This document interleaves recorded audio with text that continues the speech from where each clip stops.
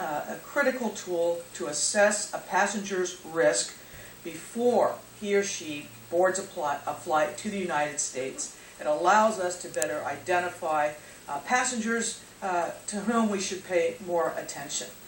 It also, by the way, as we move forward, will help us also identify passengers who are low risk and can be expedited through lines. The new agreement incorporates all of our commitments into a single document, and it does, I think, help and ensure the safety and security of the traveling public. And I mention that to start with because this is a major agreement for which DHS was actually named as the lead negotiator on behalf of the United States. But that's not the only one.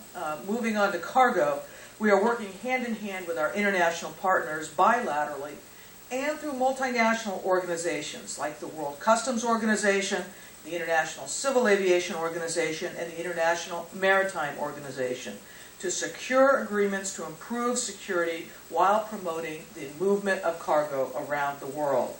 With respect to cargo security, we've worked with the WCO, IMO, and ICAO. I told you there'd be alphabets in this presentation. And with our partner nations to share info, to build resilience, and to smooth travel and trade. A good example of this is a program known as Global Shield. Global Shield protects the supply chain by preventing the theft or diversion of precursor chemicals that can be used to make improvised explosive devices, bomb-making materials.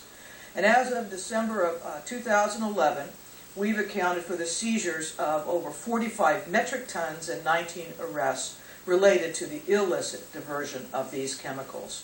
More and more nations are now joining into the Global Shield network.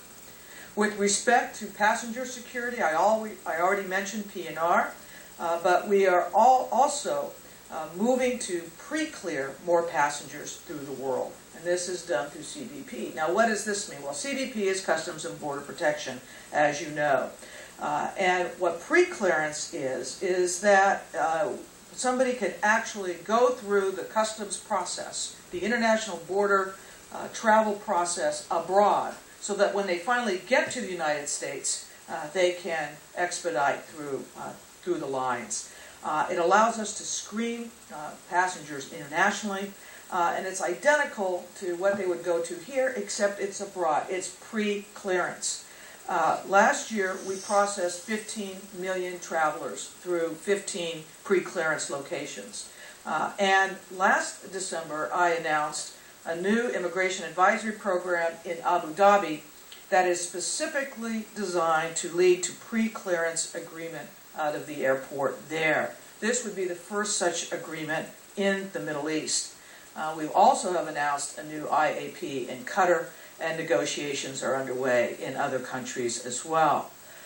Programs like that, and programs like Global Entry, which is CBP's kind of fast travel program that gives you your pre-cleared card to expedite through international arrival.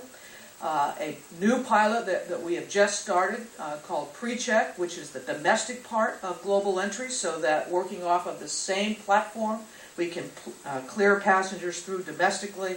All of this is designed to improve access to passenger information, to allow us to better assess passenger risk, and to allocate resources to higher risk travelers. These programs make the passenger's travel experience safer and more efficient, and that already has had a positive impact on many. Rather than standing in line after entering the United States, and by the way, if in our discussion somebody wants to raise an issue about where they last stood in line, one of the problems we have, of course, is that some of our airports are older, and they are not built for the wide-bodied planes and the mass arrival of passengers all at the same time. Well, one of the ways we can deal with that is to better differentiate among passengers and also to conduct more and more of our activities outside of the physical border of the United States. That all requires international negotiation, international agreement, and building that consensus. And it's right in that sweet spot where security and economic and efficiency can be united. Let me touch briefly on two other areas where we are heavily engaged in the international sphere. One is cybersecurity. In an age, of course, of rapidly evolving cyber threats, physical borders are almost irrelevant, except that they have jurisdictional meaning, and that requires us to work internationally. We're working now with international partners on the Budapest Declaration, on the European Cybercrime Forum. We conducted an international exercise this fall, and we are working within the auspices of the U.S.-EU Working Group on Cybersecurity and Cybercrime. We also recently entered into a partnership with Mexico to enhance our mutual cybersecurity and infrastructure protection efforts. And then the third area I'd like to briefly touch upon is countering violent extremism. We know that terrorism, whether homegrown or imported internationally, remains a threat in the world today. We know that we are not immune to homegrown threats. We know that we have a lot to learn from our international partners on the issue of countering violent extremism.